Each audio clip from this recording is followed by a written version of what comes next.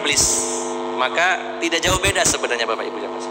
Maka yang perlu kita antisipasi dan kita pahami bahwa syaitan dalam menjebak Bani Adam adalah menggunakan senjata al-wiswas atau al-waswasah, yaitu bisikan dalam jiwa. Kerentak, kayaknya kerentak hati, padahal itu bisikan syaitan. Ya. Dengan berbagai cara dia akan membisikkan. Apa yang menjadi titik lemah dan disukai oleh manusia, dia akan masuk lewat pintu itu. Wah, orang ini itu kayaknya ya, seorang laki-laki ini walaupun sama-sama laki-laki, pasti yang paling menarik bagi laki-laki adalah wanita, tapi orang ini nemen senangnya sama wanita melebihi yang lainnya. Nah, ada orang itu kan kesukaannya beda-beda Pak. Ada yang suka menonjol. Memang secara umum laki-laki pasti suka wanita, sebagaimana Allah berfirman, ya zuyyina linnasi hubbus syahawati minan nisa. Dihiasi manusia, maksudnya laki-laki, dengan syahwat, kecintaan kepada wanita. Tapi bertingkat-tingkat, tidak sama. Ada yang memang syahwatnya itu kecil, sedang, ada yang sangat tinggi kepada wanita. Nah, seluruh laki-laki senang kepada wanita, tapi ada yang menonjol. Kadang laki-laki itu ya kesukaannya, wah ini sukanya beli tanah. Kalau lihat tanah tuh senang banget, lihat tanah ini tertarik sekali. Ada juga yang senangnya itu lihat kendaraan, ya. Ada juga yang sukanya itu rumah, ada yang sukanya burung, ada yang sukanya ayam dan sebagainya lah gitu. Ada kecenderungan mana yang paling disukai dari perhiasan dunia ini. Nah, maka syaitan akan masuk lewat pintu itu. Wah, ini kayaknya syahwatnya besar nih sama wanita, berarti saya akan masuk lewat pintu itu. Gimana caranya supaya jatuh terhadap zina dia? Bagaimana supaya dia banyak berdosa melalui sebab wanita? Alhamdulillahi Rabbil Alamin Ar-Rahmanir Rahim Maliki Yawmiddin Iyyaka na'budu wa iyyaka nasta'in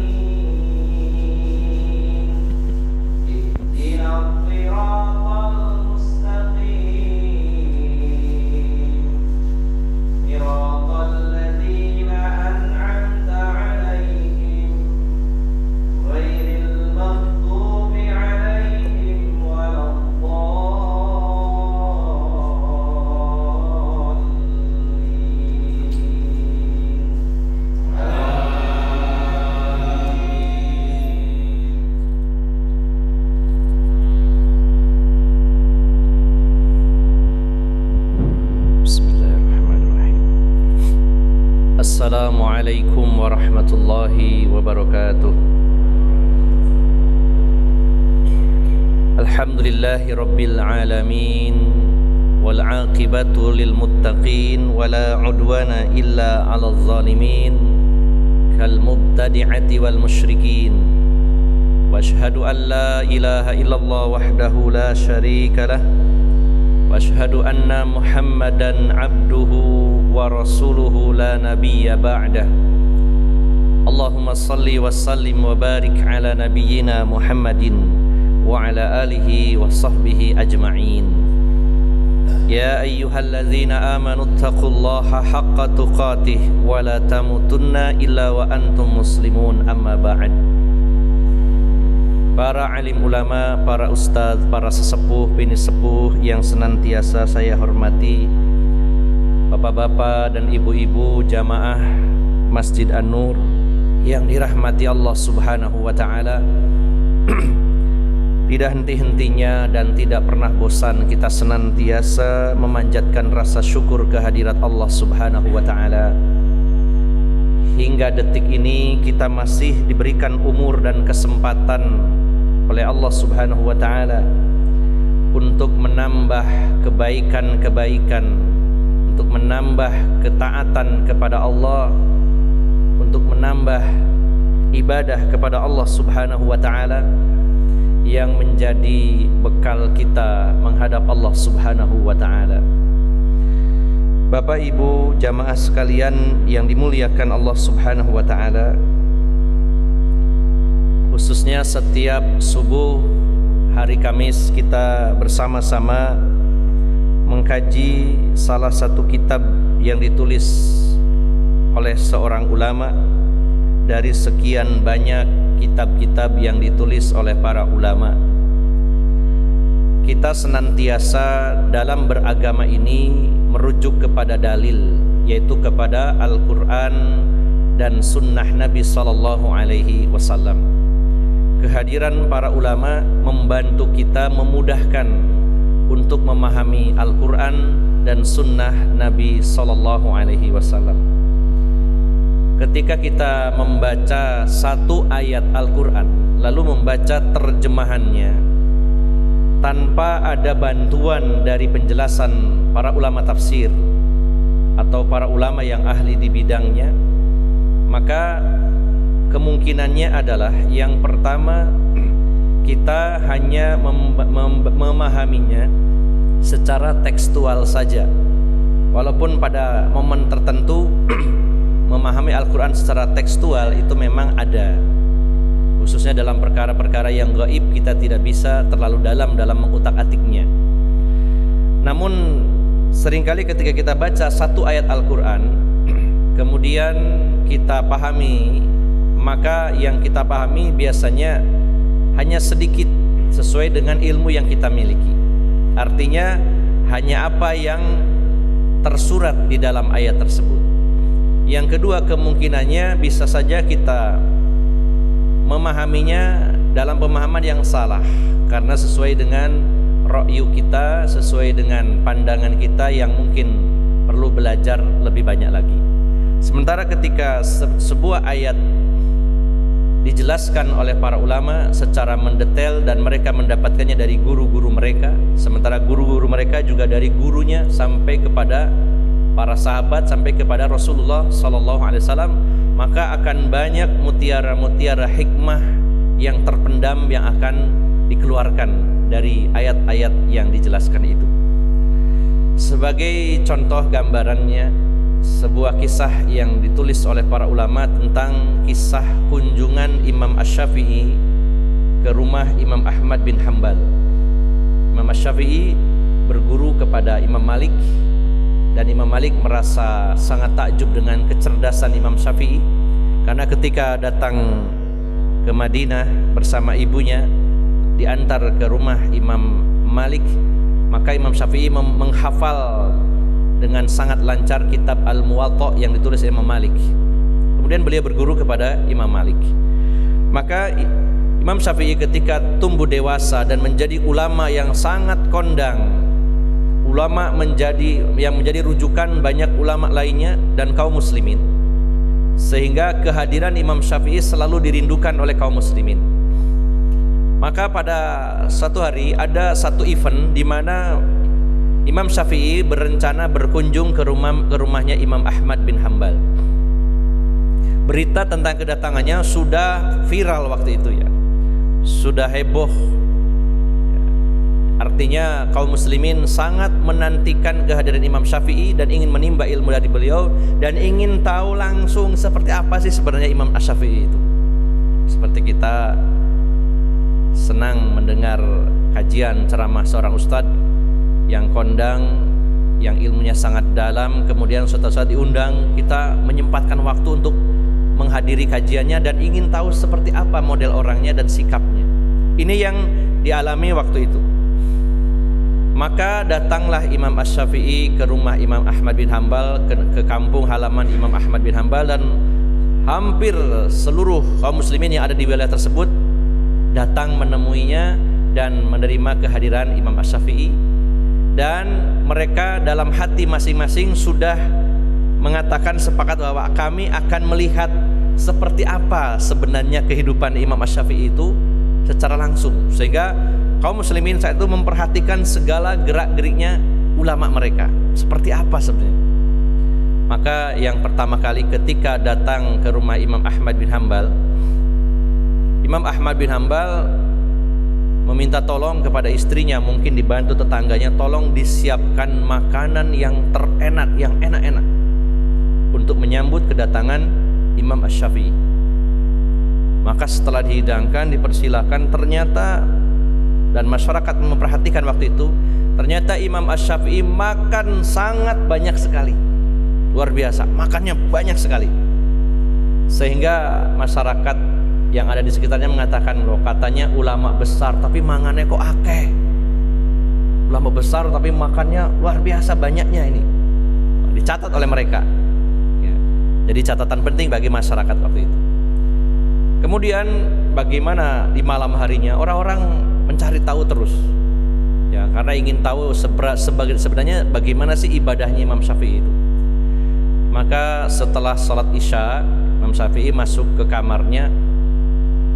Kemudian masyarakat juga sebagiannya ya mendekat gitu, pingin tahu apa yang dilakukan di malam harinya Imam Syafi'i. Ternyata Imam Syafi'i tidak sholat malam. Dan mereka nulis, wah katanya ulama besar, katanya ahli ibadah, katanya orang soleh, kok nggak sholat malam.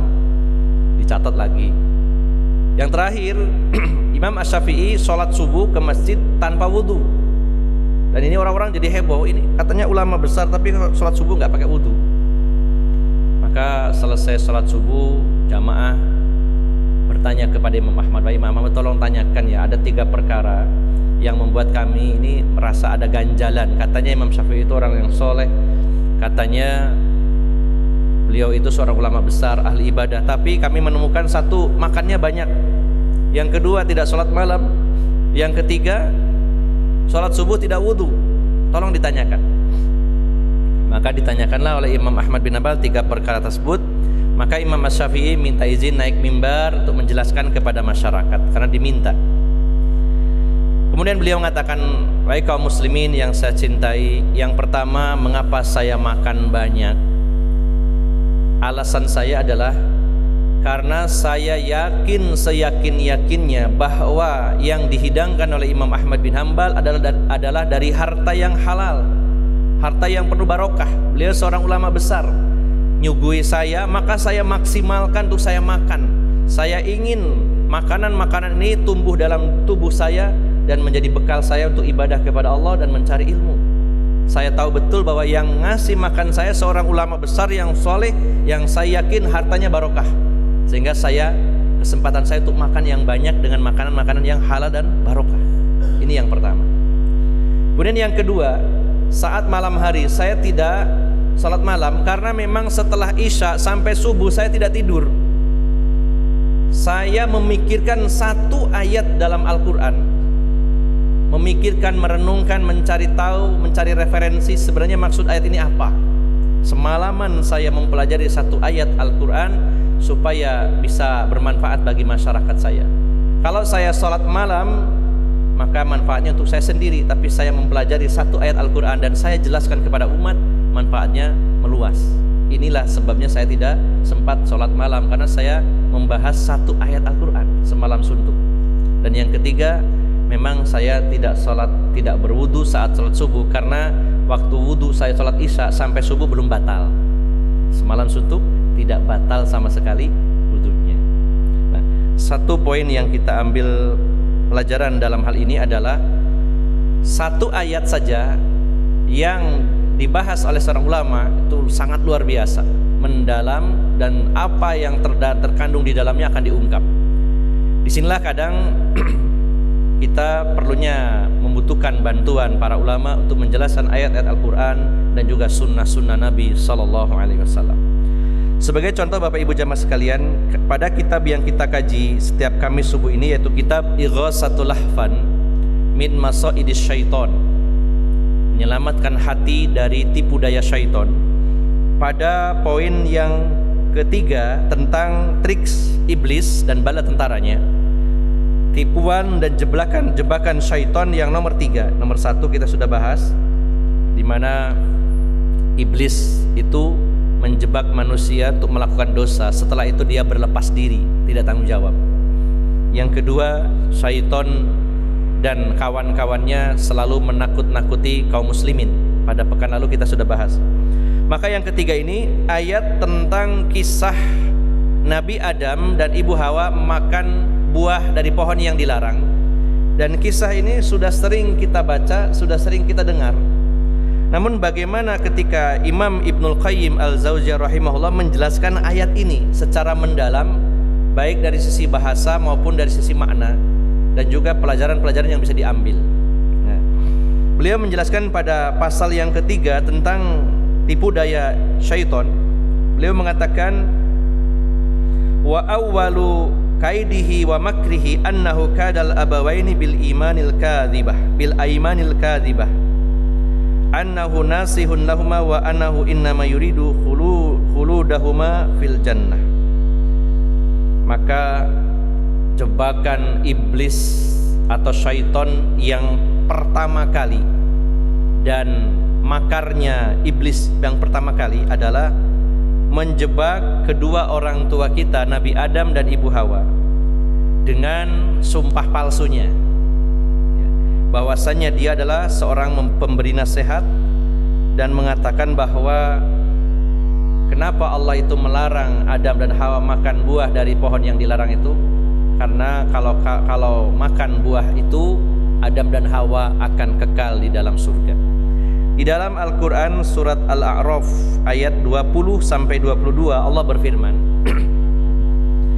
fawaswasalahuma syaitanu liyubdiya lahuma ma wuriya anhuma an sawatihima wa qala ma nahakuma rabbukuma an hadhihi syajarah illa an takuna malakaini aw takuna minal khalidin wa qasamahuma inni lakuma laminan nasihin fadallahuma bighurur falamma dhaqa asy-syajarata badat lahuma sawatuhuma wa tafiqa yakhsifani 'alaihima min waraqil jannah wa nadahuma rabbuhuma alam anhakuma an tilkuma asy-syajarah wa aqul lakuma innasy-syaitana lakuma aduwwum mubin. Maka syaitan memberikan was-was. Akan kita bahas dari sisi bahasa was-was itu bagaimana.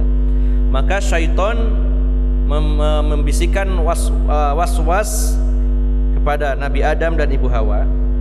Tujuannya adalah agar pakaian penutup aurat keduanya itu terbuka. Dan syaitan ini atau iblis ini mengatakan, tidaklah Tuhan kalian berdua itu melarang kalian berdua untuk memakan buah dari pohon ini, kecuali ya kalian itu akan menjadi dua malaikat atau kalian akan menjadi orang yang kekal di dalam surga. Dan dia bersumpah kepada keduanya, yaitu iblis bersumpah kepada Nabi Adam dan Ibu Hawa, sesungguhnya aku bagi kalian berdua adalah orang-orang atau seorang pemberi nasihat. Maka dia syaitan itu membujuk Nabi Adam dan Ibu Hawa dengan tipu dayanya. Nah, ini yang poin intinya. Bapak Ibu jamaah sekalian yang dimuliakan Allah Subhanahu wa taala. Fal waswasatu yang disebut waswis, ya, yuwaswisu fi sudurin nas misalkan. Maka yang dimaksud adalah haditsun nafsi was-sautul khafi. Was-was itu adalah perkataan jiwa di dalam jiwa atau pikiran manusia dan suara yang sangat tersembunyi. Jadi yang dimaksud itu adalah syaitan itu melebur dan mengalir dalam aliran darah manusia, sehingga dia mempengaruhi jiwa manusia dengan cara membisikkan bisikan jahat. Jadi seolah-olah itu adalah suara batin manusia. Jadi kalau kita mendapati dalam jiwa kita itu bisikan-bisikan untuk mengajak berbuat jelek, maka ada dua kemungkinan. Bisa jadi itu adalah bisikan dari jiwa kita yang selalu merintahkan kepada keburukan, kecuali jiwa yang mendapat rahmat Allah Subhanahu wa taala. Yang kedua, bisa saja itu adalah bisikan syaitan, atau memang kedua-duanya saling mendukung dan bersinergi, ya. tiba-tiba dalam hati terbetik untuk ingin melakukan perbuatan dosa, maka itu adalah bisikan jiwa atau bisikan syaitan terhadap jiwa manusia. Dia melebur dan menyatu dan mengalir dengan bersama aliran darah Bani Adam, sehingga dia itu betul-betul memahami dan selalu mengendus apa sebenarnya kelemahan Bani Adam ini. Maka salah satu yang diendus itu disurvei, kemudian diinvestigasi, diteliti, dicari tahu oleh syaitan adalah Bani Adam ini celahnya ada di mana, apa yang dia sukai dan apa yang dia cintai. Ya. Maka Bapak Ibu jamaah sekalian yang dimuliakan Allah Subhanahu wa taala, ketika Nabi Adam dan Ibu Hawa berada di surga yang penuh dengan kenikmatan, maka secara naluri manusia keduanya itu sangat berkeinginan tetap tinggal selama-lamanya di dalam surga. Maka ini yang diendus oleh syaitan, kesukaan dari keduanya, yaitu ingin lama dan selama-lamanya di surga. Maka inilah yang dijadikan alat masuk untuk menggoda Nabi Adam. Karena Bapak Ibu jamaah sekalian, ternyata trik syaitan ini juga digunakan oleh kawan-kawannya dari kalangan syaitan manusia. Ketika seseorang itu ingin mempengaruhi orang lain, maka dia akan masuk melalui jalan apa yang dia sukai. Kalau bapak-bapak itu punya keinginan tertentu yang ingin disampaikan kepada istrinya dan ada kemungkinan istrinya menolak, maka akan dicari cara gimana ya caranya supaya istri saya bisa menerima. Oh, istrinya itu suka kuliner misalkan ya, sangat hobi kuliner, suka ando misalkan. Padahal saya ingin ngajak ngaji. Nah, ada cara ternyata masuknya lewat kuliner. Bu, ayo ngaji. Kok muli ngaji tak terno, tak ajak ando. Wah, ini masuk langsung. Gitu ya. Contohnya begitu ya. Ini dalam hal yang positif ya. Kalau makan yang positif ya. Tapi syaitan menggunakannya adalah bagaimana manusia itu terpengaruh, bagaimana manusia itu terjebak, menyimpang, ingkar kepada Allah, tapi kalau langsung secara frontal akan ditolak oleh manusia, walaupun itu berupa bisikan. Tapi kalau dia masuknya dengan pintu yang disenangi oleh manusia, maka akan mudah masuknya. Nah, syaitan itu, iblis itu sudah merasuk ke dalam jiwa Nabi Adam dan Ibu Hawa, sudah tahu betul, meneliti, mengendus, mencari tahu, mengumpulkan data Adam dan Hawa itu kesukaannya apa. Wong di surga itu sudah semuanya terpenuhi, apalagi. Maka yang diinginkan Nabi Adam dan Ibu Hawa adalah ingin selama-lamanya di surga, kekal. Nah, ini masuk ternyata di situ. Jadi setelah memasukkan was-was, yaitu bisikan jahat, maka yang disampaikan iblis ke dalam jiwa Nabi Adam dan Ibu Hawa itu adalah dia mengatakan, saya kasih tahu ya bahwa Tuhan kalian berdua itu melarang kalian untuk memakan buah dari pohon yang dilarang itu, karena kalau kalian itu makan buah tersebut maka kalian akan kekal di dalam surga ini. Bahkan di sini ada kalimat, nah ini yang perlu kita ungkap. Tidaklah Tuhan kalian melarang kalian itu memakan buah dari pohon yang terlarang itu, kecuali kalian akan menjadi dua malaikat atau menjadi orang yang kekal di dalam surga.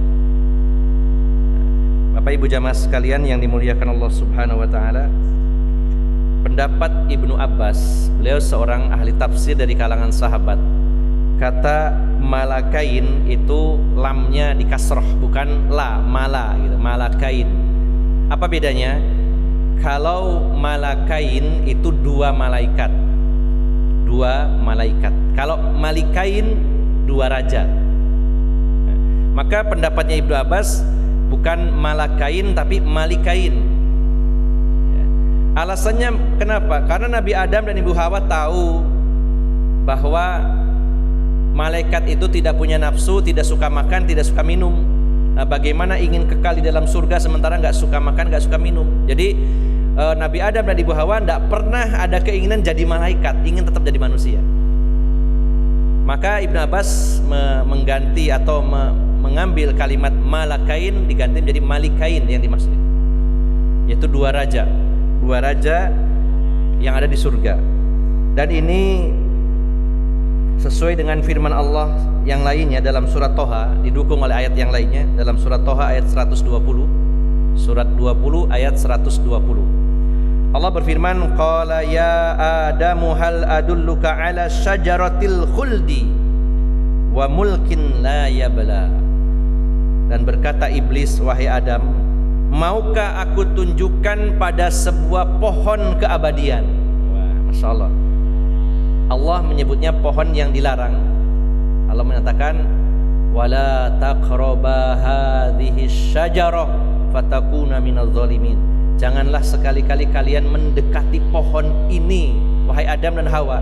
Kalau kalian mendekatinya apalagi memakannya, kalian termasuk orang yang zalim. Sudah jelas aturan Allahnya mengatakan jangan mendekati pohon ini apalagi makan buahnya. Ini adalah ujian bagi Nabi Adam dan Hawa. Di surga itu banyak sekali pohon, banyak sekali buah-buahan yang ranum, semuanya siap konsumsi. Semuanya enak, kenikmatan apapun ada di sana.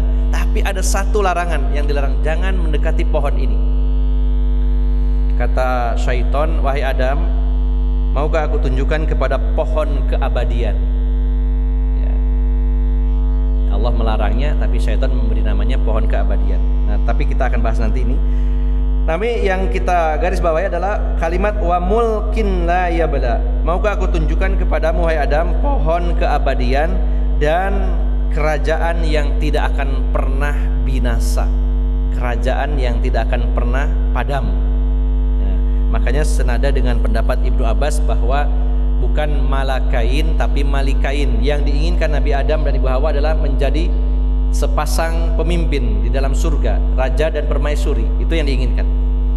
Adapun kalau tetap mempertahankan kalimat malakain, dua malaikat, Bapak Ibu jamaah sekalian, maka juga tidak bertentangan.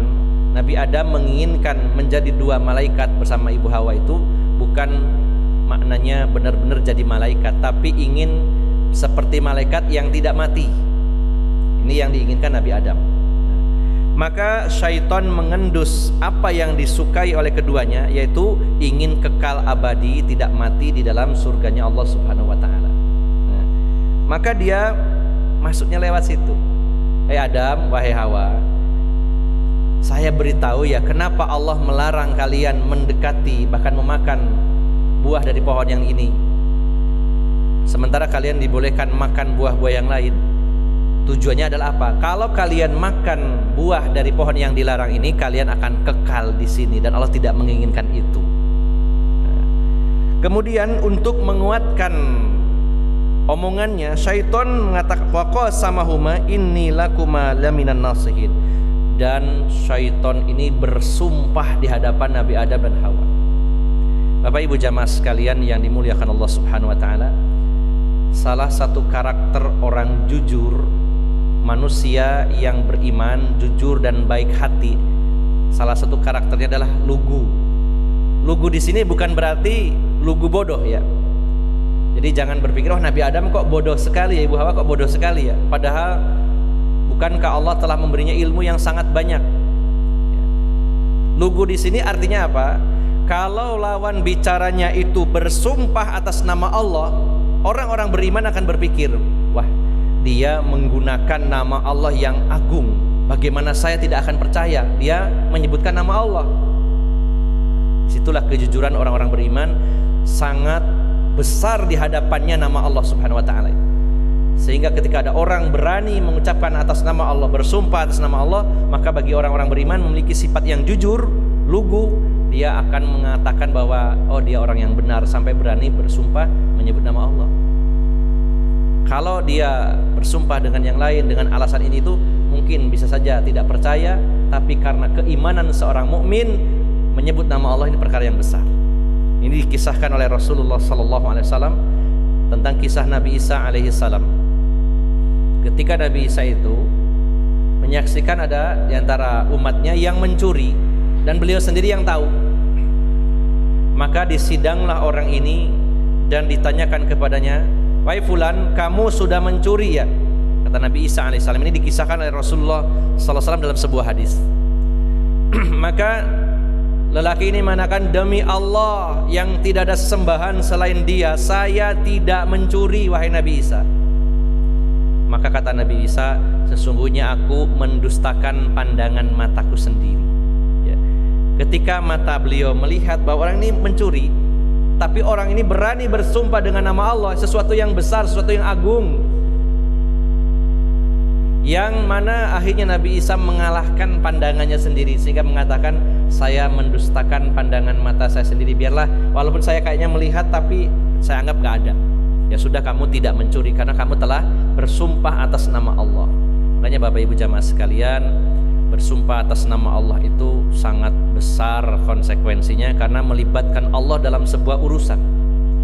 Sehingga dalam kitab Tauhid, dalam kitab Fathul Majid, syarah kitab Tauhid, ada bab larangan untuk bersumpah atas nama Allah dalam perkara-perkara yang remeh, karena ini meremehkan Allah Subhanahu wa Ta'ala. Contohnya apa? Dijelaskan dalam kitab tersebut, seseorang berdagang selalu bersumpah atas nama Allah, sehingga dia seolah-olah memperdagangkan nama Allah untuk menipu manusia, untuk mendapat untung yang banyak. Dia bersumpah atas nama Allah dalam dagangannya. Ini perkara yang remeh, yang sebenarnya tidak butuh sumpah atas nama Allah. Dia bersumpah, misalkan ya, ketika ada orang membeli barangnya, harganya berapa Pak? 100.000, saya tawar 90 ya. Demi Allah Pak, saya kulaannya saja nggak dapat 90, padahal kulaannya 70.000. Ditawar orang 90, demi Allah Pak, saya kulaknya saja nggak sampai, nggak nutut itu. Maka orang akhirnya, wah, dia bersumpah atas nama Allah lagi, ya udah percaya, saya beli 100.000. Dia mengambil untung dari bersumpah atas nama Allah. Maka ini terlalu meremehkan Allah Subhanahu wa Ta'ala, karena sumpah itu digunakan pada momen-momen yang sangat penting, yang besar. Jangan mengobrol sumpah atas nama Allah dalam perkara-perkara yang remeh. Dikit-dikit sumpah, dikit-dikit sumpah, itu tidak baik dan tidak dibolehkan. Maka ketika syaitan ini bersumpah, waqasamahuma, bersumpah di hadapan Nabi Adam dan Hawa, Adam dan Hawa menganggap bahwa membawa nama Allah adalah perkara yang besar. Wah, ini orang ini gak mungkin berbohong ya.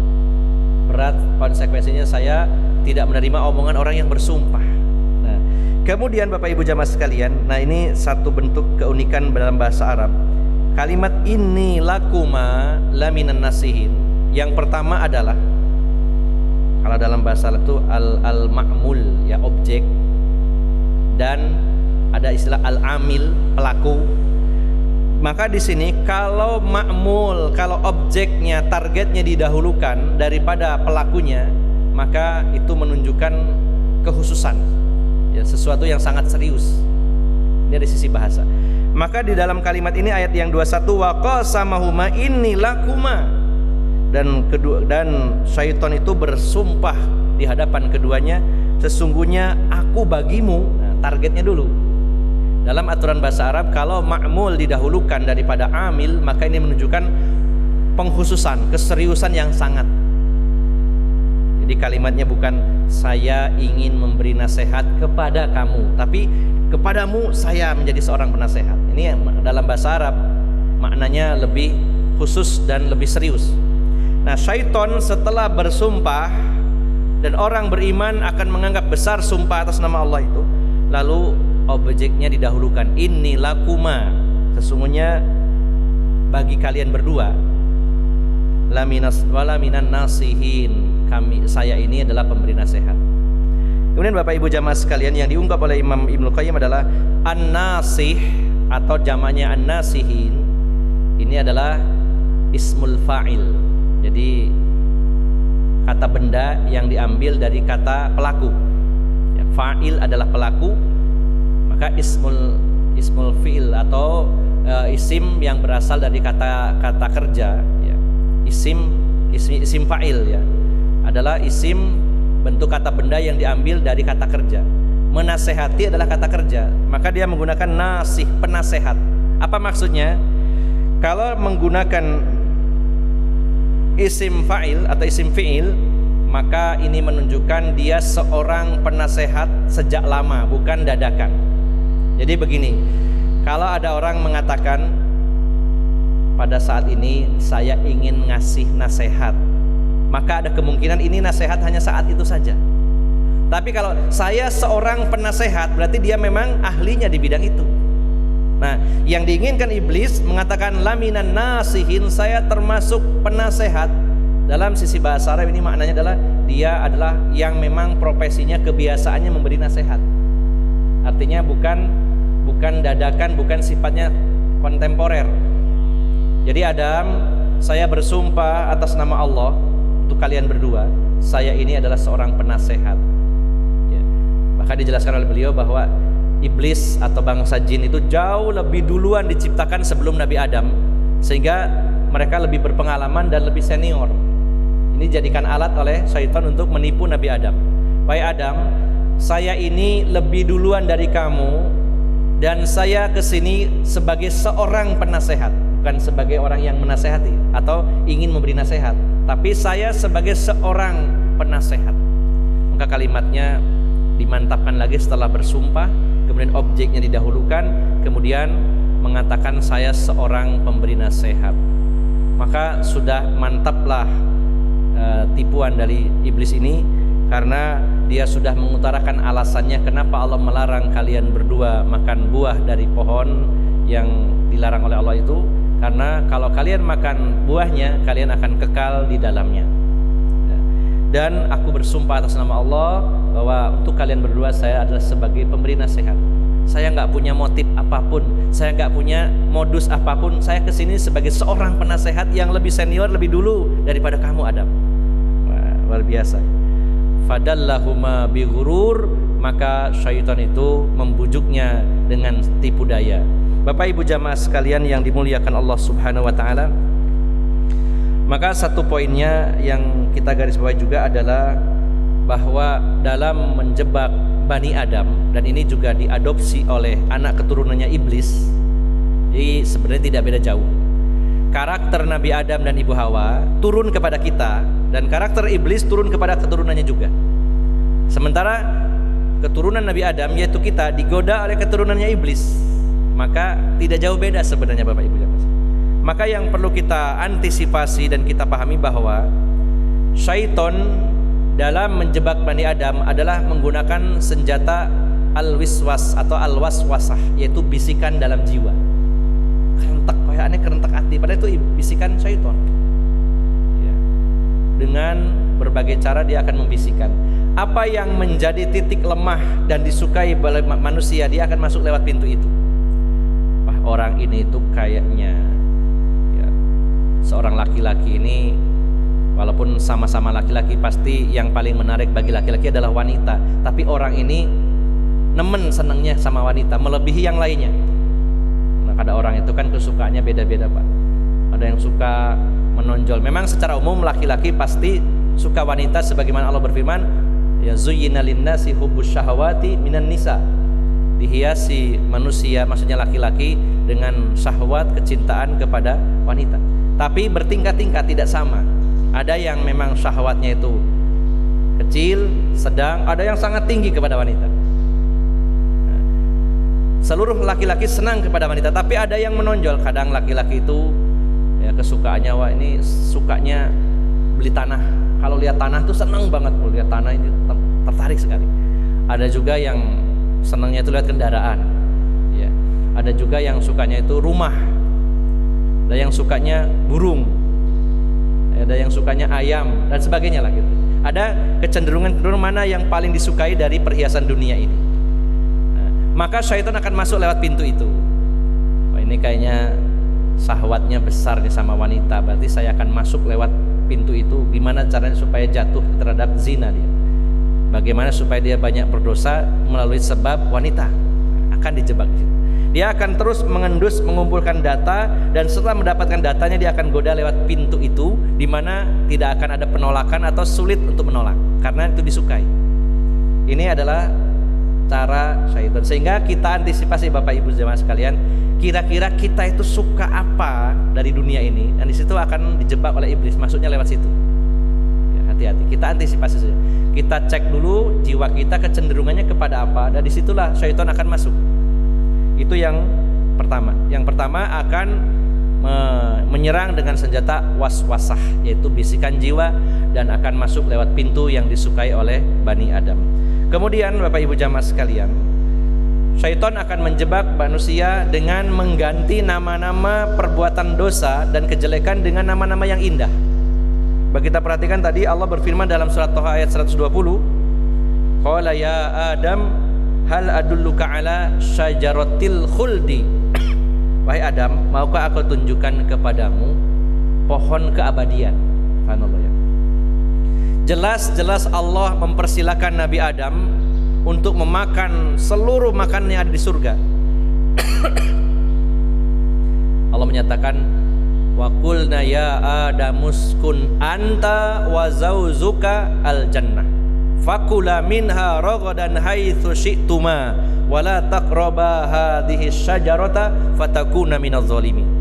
Wahai Adam, silakan kamu tinggal dan juga istrimu di surga ini, makan semuanya sesuka hatimu, apa saja makan, tapi ingat jangan dekat-dekat ke pohon ini dilarang.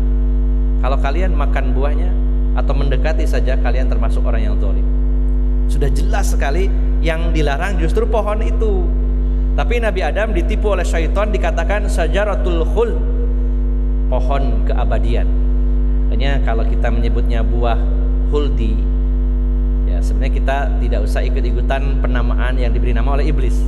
Walaupun di dalam Al-Quran tercantum syajaratul khuldi, pohon keabadian, tapi bukan Allah yang menamakannya, tapi iblis. Jadi kita bilang saja pohon yang dilarang begitu ya, karena Allah tidak menamakannya syajaratul khuldi, Rasulullah juga tidak. Yang menamainya adalah iblis. Nah, maka pelajaran yang kita petik adalah bahwa syaitan dalam menjebak Bani Adam mengganti nama-nama yang tidak baik, nama-nama dosa menjadi nama-nama yang indah.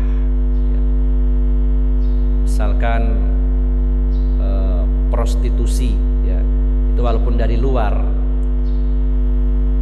kurang baik ya kesannya, maka digantilah atau gini, ada orang mengatakan ada istilah lokalisasi, itu tujuannya adalah supaya tidak liar. Jadi seolah-olah silakan berzina tapi jangan sembarang tempat, ini sudah dilokalisir, sudah dilokalisasi, dikhususkan di situ. Kalau di situ nggak apa-apa, seolah-olah begitu. Kemudian juga istilahnya, kalau dulu mungkin namanya pelacur, wah kayaknya pelacur, apalagi ada yang lebih kasar dari itu, kayaknya kurang bagus lah, diganti saja WTS, wanita tuna susila. Wanita tuna susila, agak lebih sopan. Siapa yang beri nama itu? Syaitan dan bala tentaranya. Supaya tidak terkesan pelacur, kayaknya jelek, digantilah WTS, wanita tuna susila. Tapi kayaknya kok tuna itu berarti tidak punya susila, nggak punya susila, nggak punya adab, kurang pas, diganti saja sekarang apa? PSK, pekerja seks komersial. Oh, nah berarti bekerja gitu kan, tidak haram mau nyari duit kok, bekerja, diganti nama itu. Kalau orang masih memandangnya buruk, akan diganti terus itu namanya. Mungkin nanti namanya berubah lagi, bisa jadi namanya pramunikmat gitu. Ada yang udah mengarah ke sana ya, jadi orang yang menyajikan kenikmatan, masya Allah ya. Begitu pula bagaimana khomer ya, bagaimana narkotika seperti sabu-sabu dan lainnya, sampai dikatakan kalau orang nyabu itu akan fly to the sky, akan terbang ke langit. Jadi orang membayangkan, wah alangkah enaknya ya orang yang konsumsi sabu atau narkotik lainnya, dia bisa nge-fly. Bahasanya luar biasa, nge-fly, terbang Pak. Ya, kalau kita bisa terbang kan enak Pak. Jadi orang diracuni oleh syaitan mengganti nama-nama keburukan dan perbuatan dosa dengan nama-nama yang indah ya. Subhanallah, dan lain-lainnya, terus semuanya diganti ya. Riba supaya kesannya nggak serem ya, riba gantilah bunga gitu kan, bunga itu indah Pak ya, bunga bank gitu ya. Bunganya bank, oh bunga, cuman bunga nggak apa-apa. Bahkan Imam Ibnu Qayyim mengatakan di sini kezaliman penguasa diganti namanya menjadi regulasi. Ini kan regulasi, aturan, padahal itu kezaliman yang dipaksakan kepada rakyatnya, diganti namanya supaya tampak indah, undang-undang atau regulasi, seperti itu Pak. Beliau pun menyebutkannya begitu. Jadi inilah jebakan syaitan kepada Bani Adam.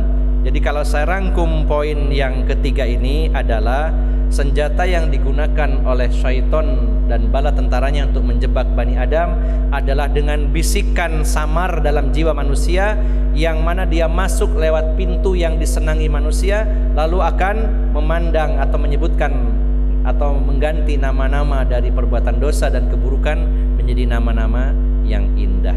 Inilah Bapak Ibu jamaah sekalian yang harus kita antisipasi. Hati-hati kalau ada bisikan dalam jiwa kita yang mengarah kepada kejahatan, apalagi masuk melalui jalan yang kita sukai, kita sadari bahwa itu adalah muslihat, trik dari syaitan dan bala tentaranya. Semoga Allah Subhanahu wa taala senantiasa melindungi kita semuanya dari segala jebakan dan makar syaitan, dan semoga Allah menyelamatkan kita hingga ke jannahnya Allah Subhanahu wa taala. Aqulu qauli hadza wa astaghfirullah li wa lakum wa akhiru da'wana anil hamdulillahi rabbil alamin. Assalamualaikum warahmatullahi wabarakatuh.